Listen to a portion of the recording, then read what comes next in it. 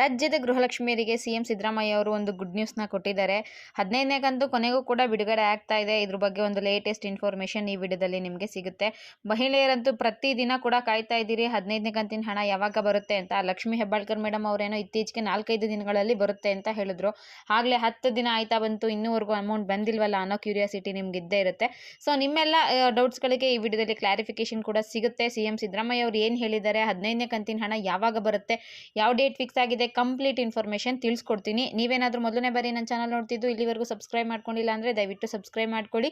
ಹಾಗೆ ಪಕ್ಕದಲ್ಲೇ ಕಾಣುವಂತಹ ಬೆಲ್ ಬಟನ್ ಮೇಲೆ ಕ್ಲಿಕ್ ಮಾಡ್ಕೊಳ್ಳಿ. ನೆಕ್ಸ್ಟ್ ಏನೇ ಯೂಟ್ಯೂಬ್ ವಿಡಿಯೋ ಹಾಕಿದ್ರು ಕೂಡ ನಿಮಗೆ ಮೊದಲಿಗೆ ನೋಟಿಫಿಕೇಶನ್ ಬರುತ್ತೆ. ಎಲ್ಲ ಕೂಡ ನೀವು ಮೊದಲಿಗೆ ನೋಡಬಹುದಾಗಿರುತ್ತೆ. ಹಾಗೆ ಜನಸಮಯ ಟೆಲಿಗ್ರಾಮ್ ಗ್ರೂಪ್ದು ಲಿಂಕ್ ಡಿಸ್ಕ್ರಿಪ್ಷನ್ ಬಾಕ್ಸಲ್ಲಿ ಹಾಕಿರ್ತೀನಿ. ಯಾರಾದರೂ ಜಾಯ್ನ್ ಆಗಿಲ್ಲ ಅಂದರೆ ಜಾಯ್ನ್ ಆಗಿ. ಜೊತೆಗೆ ನೀವೇನಾದರೂ ವಿಡಿಯೋಗೆ ಲೈಕ್ ಮಾಡಿದ್ರೆ ನೋಡ್ತಾ ಇದ್ರೆ ದಯವಿಟ್ಟು ಹಾಗೆ ಒಂದು ಲೈಕ್ ಮಾಡಿಬಿಡಿ. ಗೃಹಲಕ್ಷ್ಮಿ 15ನೇ ಕಂತಿನ ಹಣ ಯಾವಾಗ ಬರುತ್ತೆ ಅನ್ನೋದೇ ನಿಮಗೆ ಒಂದು ದೊಡ್ಡ ಪ್ರಶ್ನೆ ಆಗಿರುತ್ತೆ. ಈ ನಡುವೆ 14ನೇ ಕಂತಿನ ಹಣ ಕೂಡ ಪೆಂಡಿಂಗ್ ಉಳಿಸ್ಕೊಂಡಿದೆ.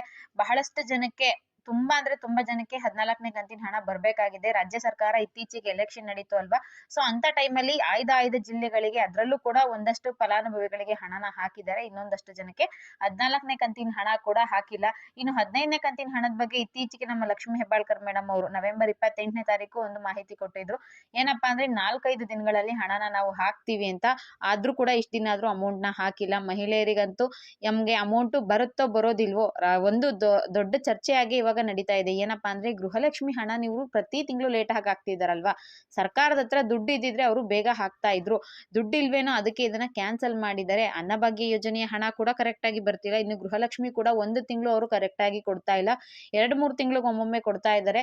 ಎಲ್ಲ ಒಂದ್ ಕಡೆ ಏನೋ ಹೇಳ್ದೆ ಕೇಳ್ದೆ ಸರ್ಕಾರ ಗೃಹಲಕ್ಷ್ಮಿನೇನೋ ಕ್ಯಾನ್ಸಲ್ ಮಾಡಿರ್ಬೇಕು ಅಥವಾ ಫಂಡ್ ಪ್ರಾಬ್ಲಮ್ ಇರಬೇಕು, ಅದಕ್ಕೆ ಇವರು ಹಣನ ಕರೆಕ್ಟ್ ಆಗಿ ಹಾಕ್ತಿಲ್ಲ. ಸರ್ಕಾರದ ಹತ್ರ ಹಣ ಇದೆ ಅಂದಿದ್ರೆ ಅವ್ರು ಹಾಕದೆ ಯಾಕೆ ಇಷ್ಟು ವಿಳಂಬ ಮಾಡ್ತಾ ಇದ್ರು ಅಂತ ಒಂದು ದೊಡ್ಡ ಮಟ್ಟದ ಚರ್ಚೆ ನಡೀತಾ ಇದೆ. ಇನ್ನೊಂದ್ ಕಡೆ ಏನಪ್ಪಾ ಅಂದ್ರೆ ತುಂಬಾ ಜನ ಸರ್ಕಾರದ ಹತ್ರ ದುಡ್ಡಿಲ್ಲ, ಅದಕ್ಕೆ ಅವರು ಇದನ್ನ ಹೋಲ್ಡ್ ಮಾಡ್ತಿದ್ದಾರೆ ಅಂತ ಕೂಡ ಕಂಪ್ಲೇಂಟ್ ನ ಮಾಡ್ತಾ ಇದ್ದಾರೆ. ಮಹಿಳೆಯರು ಬಳ್ಳಾರಿಲಾಗಿರ್ಬಹುದು, ಕಲಬುರ್ಗಿಲಾಗಿರ್ಬಹುದು ಇದ್ರ ವಿರುದ್ಧ ಅವರು ಆಕ್ರೋಶ ಕೂಡ ಹೊರಹಾಕ್ತಿದ್ದಾರೆ. ಈ ರೀತಿಯಾಗಿ ಮಾಡ್ತಾ ಇದ್ದಾರೆ, ನಮ್ಗೆ ಹಣ ಕರೆಕ್ಟ್ ಆಗಿ ಕೊಡ್ತಾ ಇಲ್ಲ ಅಂತ ಒಂದು ಪ್ರತಿಭಟನೆ ಕೂಡ ನಡೀತಾ ಇದೆ. ಇತ್ತೀಚೆಗೆ ಇದ್ರ ಬಗ್ಗೆ ಯಾರು ಕೂಡ ಅಪ್ಡೇಟ್ ನ ಕೊಟ್ಟಿರ್ಲಿಲ್ಲ. ಈಗ ಸಿಎಂ ಸಿದ್ದರಾಮಯ್ಯ ಅವರು ಅಧಿಕೃತವಾಗಿ ಒಂದು ಮಾಹಿತಿನ ಕೊಟ್ಟಿದ್ದಾರೆ ಗೃಹಲಕ್ಷ್ಮಿ ಯೋಜನೆಗಳ ಬಗ್ಗೆ. ಮತ್ತೆ 5 ಗ್ಯಾರಂಟಿ ಯೋಜನೆಗಳ ಬಗ್ಗೆ ಕೂಡ ನಮ್ಮ ಸಿಎಂ ಸಿದ್ದರಾಮಯ್ಯ ಅವರು ಮಾಹಿತಿನ ಕೊಟ್ಟಿದ್ದಾರೆ. ಏನ್ ಕೊಟ್ಟಿದ್ದಾರೆ ಅಂತ ನೋಡೋದಾದ್ರೆ, ಹಾಸನದಲ್ಲಿ ಒಂದು ಸಮಾವೇಶ ನಡೀತು ಅಲ್ವಾ. ಇತ್ತೀಚೆಗೆ ಉಪಚುನಾವಣೆಯಲ್ಲಿ ನಮ್ಮ ಕಾಂಗ್ರೆಸ್ ಸರ್ಕಾರ ಗೆದ್ದಿರೋದ್ರಿಂದ ಹಾಸನದಲ್ಲಿ ಒಂದು ಸಮಾವೇಶನ ಇಟ್ಕೊಂಡಿದ್ರು. ಆ ಸಂದರ್ಭದಲ್ಲಿ ಮಾತಾಡಿರುವಂತಹ ಸಿಎಂ ಸಿದ್ದರಾಮಯ್ಯ ಅವರು ಏನ್ ಹೇಳಿದ್ದಾರೆ ಅಂತ ನೋಡೋದಾದ್ರೆ, ನಾವು ಕಟ್ಟೋ ತೆರಿಗೆ ಹಣನ ನಮ್ಗೆ ವಾಪಸ್ಸು ಕೊಡೋದಿಲ್ಲ, ಕೇಂದ್ರ ಸರ್ಕಾರ ಅದರಲ್ಲಿ ನಮ್ಗೆ ಅನ್ಯಾಯನ ಮಾಡುತ್ತೆ.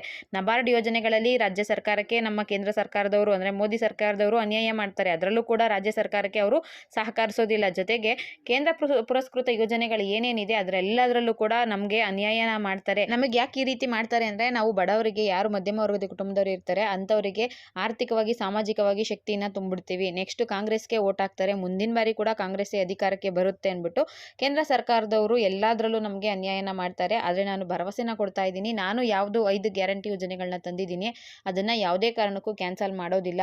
5 ವರ್ಷ ಕೂಡ ಅಂದ್ರೆ ಮೇ 2028 ಕೂಡ ಎಲ್ಲಾ ಗ್ಯಾರಂಟಿ ಯೋಜನೆಗಳು ಕಂಟಿನ್ಯೂ ಆಗುತ್ತೆ. ಯಾವುದೇ ಕಾರಣಕ್ಕೂ ಯಾವುದೇ ಒಂದು ಯೋಜನೆ ಕೂಡ ನಾನು ಕ್ಯಾನ್ಸಲ್ ಮಾಡೋದಿಲ್ಲ.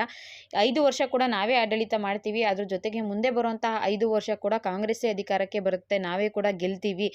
ಮುಂದೆ ಕೂಡ ಕಾಂಗ್ರೆಸ್ ಅಧಿಕಾರ ಬರಬಾರ್ದು ಅಂತ ಬಿಜೆಪಿ ಅವರಾಗಿರಬಹುದು, JDS ಆಗಿರಬಹುದು ಕುತಂತ್ರನ ಮಾಡ್ತಾರೆ. ಆದ್ರೆ ನಾವು ಯಾವುದೇ ರೀತಿಯ ತಂತ್ರಗಳಿಗೆ ಬಗ್ಗೋದಿಲ್ಲ. ಕಾಂಗ್ರೆಸ್ ಸರ್ಕಾರ ಅಧಿಕಾರಕ್ಕೆ ಬಂದೇ ಬರುತ್ತೆ, ಮುಂದಿನ ಬಾರಿ ಕೂಡ ನಾವೇ ಗೆಲ್ತೀವಿ ಅನ್ನೋ ಧೈರ್ಯನ ಹೇಳಿದ್ದಾರೆ. ಜೊತೆಗೆ ಇನ್ನೊಂದು ಗ್ಯಾರಂಟಿ ಯೋಜನೆಗಳನ್ನ ಯಾವುದೇ ಕಾರಣಕ್ಕೂ ಕ್ಯಾನ್ಸಲ್ ಮಾಡೋದಿಲ್ಲ ಅಂತ ಹೇಳಿ ಭರವಸೆನ ಕೊಟ್ಟಿದ್ದಾರೆ. ಗೃಹಲಕ್ಷ್ಮಿ ಕೂಡ ಕ್ಯಾನ್ಸಲ್ ಆಗೋದಿಲ್ಲ. ಇಷ್ಟು ದಿನ ನಿಮ್ಗೆ ಯಾವ ರೀತಿ ಅಮೌಂಟ್ ಬರ್ತಿತ್ತೋ ಇನ್ನು ಮುಂದೆ ಕೂಡ ಅದೇ ರೀತಿಯಾಗಿ ಅಮೌಂಟ್ ಬರುತ್ತೆ.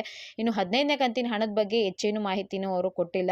ಗೃಹಲಕ್ಷ್ಮಿ 15ನೇ ಕಂತಿನ ಹಣದ ಸ್ಟೇಟಸ್ ಚೆಕ್ ಮಾಡ್ಕೊಂಡ್ರೆ ನಿಮಗೆ DBT ಪುಷ್ಡ್ ಅಂತ ಬರ್ತಾ ಇದೆ. DBT ಪುಷ್ಡ್ ಆಗಿತ್ತು ಅಂದ್ರೆ ಆದಷ್ಟು ಬೇಗ ನಿಮ್ಮ ಖಾತೆಗಳಿಗೆ ಬಂದು ಹಣ ಹಾಕೋದ್ರಲ್ಲಿ ಎಲ್ಲೋ ಕಡೆ ಒಂದ್ ಸ್ವಲ್ಪ ಲೇಟ್ ಆಗಿದೆ, ಆದ್ರೆ ಯಾರು ಕೂಡ ಭಯ ಪಟ್ಕೊಳ್ಳುವಂತ ಅವಶ್ಯಕತೆ ಇಲ್ಲ. ಪೆಂಡಿಂಗ್ ಇರೋ ಹಣ ಎಲ್ಲ ಕೂಡ ನಾವು ಜಮೆ ಮಾಡ್ತೀವಿ. ತಡ ಆದ್ರೂ ಕೂಡ ಮಹಿಳೆಯರ ಖಾತೆಗೆ ಗೃಹಲಕ್ಷ್ಮಿ ಆಗಿರಬಹುದು ಎಲ್ಲಾ ರೀತಿಯ ಯೋಜನೆಯ ಹಣ ಬಂದು ತಲುಪುತ್ತೆ ಅಂತ ಹೇಳಿದ್ದಾರೆ. ಸೊ ಗೃಹಲಕ್ಷ್ಮಿಯರಿಗೆ ಖುಷಿ ಪಡುವಂತ ಒಂದು ಸುದ್ದಿನ ಸಿಎಂ ಸಿದ್ದರಾಮಯ್ಯ ಅವರು ಕೊಟ್ಟಿದ್ದಾರೆ. 14ನೇ ಕಂತಿನ ಹಣ ಬಂದಿಲ್ಲ ಅಂದ್ರೆ, 15ನೇ ಕಂತಿನ ಹಣ ಬಂದಿಲ್ಲ ಅಂದ್ರೆ ದಯವಿಟ್ಟು ಯಾರು ಕೂಡ ಹೆಚ್ಚೇನು ತಲೆ ಕೆಡಿಸ್ಕೊಳ್ಳೋಕೆ ಹೋಗಬೇಡಿ. ಸರ್ಕಾರದಿಂದ ಹಣ ಬಿಡುಗಡೆ ಆಗೇ ಆಗತ್ತೆ. ಆಗ ನಿಮ್ಮ ಖಾತೆಗಳಿಗೆ ಬಂದು ತಲುಪುತ್ತೆ. ಸದ್ಯಕ್ಕೆ ನೀವು ಹಲವಾರು ಯೂಟ್ಯೂಬ್ ಚಾನಲ್ಗಳಲ್ಲಿ ನೋಡಿರ್ತೀರಾ, ಗೃಹಲಕ್ಷ್ಮಿ 15ನೇ ಕಂತಿನ ಹಣ ಬಿಡುಗಡೆ ಆಗಿದೆ, ಬಂದಿದೆ ಅಂತ. ಸೊ ಅದೆಲ್ಲ ಕೂಡ ಫೇಕ್ ಇನ್ಫಾರ್ಮೇಷನ್. ಸದ್ಯದ ಮಟ್ಟಿಗೆ ಗೃಹಲಕ್ಷ್ಮಿ 15ನೇ ಕಂತಿನ ಹಣ ಇಲ್ಲಿವರೆಗೂ ಕೂಡ ಯಾರ ಖಾತೆಗೂ ಬಂದಿಲ್ಲ. ಹಣ ಬಿಡುಗಡೆ ಕೂಡ ಆಗೇ ಇಲ್ಲ. ಇದಿಷ್ಟು ಗೃಹಲಕ್ಷ್ಮಿ ವಿಚಾರವಾಗಿ ಲೇಟೆಸ್ಟ್ ಇನ್ಫಾರ್ಮೇಷನ್. ವಿಡಿಯೋ ಇಷ್ಟ ಆಗಿರೋ ಲೈಕ್ ಮಾಡಿ, ಶೇರ್ ಮಾಡಿ, ಸಬ್ಸ್ಕ್ರೈಬ್ ಮಾಡಿ. Thank you friends.